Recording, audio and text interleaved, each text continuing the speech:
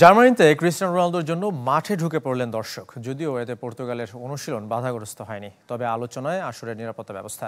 যদিও দেশের অভ্যন্তর এবং সীমান্ত নিরাপত্তা নিয়ে বেশ সতর্ক স্বাগতিক জার্মানি। শহর থেকে শহরে চলছে উৎসব। ইউরোপ জুড়ে ফুটবল উৎসব, জার্মানি যার কেন্দ্রে। সেখানে স্পটলাইট যে কজন ফুটবলারের ওপর, তাদের একজন ক্রিস্টিয়ানো রোনালদো। শুধু আলোচনা নয়, পর্তুগিজ সুপারস্টারের স্পর্শ পেতে দলের অনুশীলনের নিরাপত্তা ভেদ করে মাঠে ঢুকে পড়েছিলেন এক দর্শক।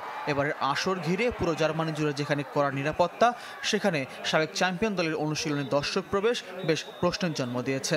রোনালদোকেও কিছুটা অবাক হয়ে দেখা গেছে, যদিও দর্শকের পাগলামি তার কাছে নতুন নয়।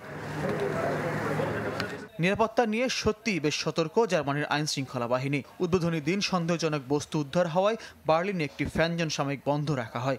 পার্লামেন্ট বিল্ডিংয়ের কাছের ওই স্থানটিতে প্রবেশপথের আশপাশে পাওয়া যায় বস্তুটি। সামাজিক যোগাযোগ মাধ্যমে পোস্ট দিয়ে দর্শকদের সতর্কও করে বার্লিন পুলিশ। শুধু দেশের অভ্যন্তরে নয়, জার্মানির সীমান্ত জুড়েও কড়া নিরাপত্তা। সন্দেহভাজনদের বারবার জিজ্ঞাসাবাদ করা হচ্ছে, জোরদার করা হয়েছে তল্লাশি। ইউরো ঘিরে রাজনৈতিক উগ্রবাদ কিংবা মাদক অথবা অবৈধ অস্ত্র যেন জার্মানিতে প্রবেশ করতে না পারে, সে ব্যাপারে বেশ সতর্ক আইন শৃঙ্খলা বাহিনী।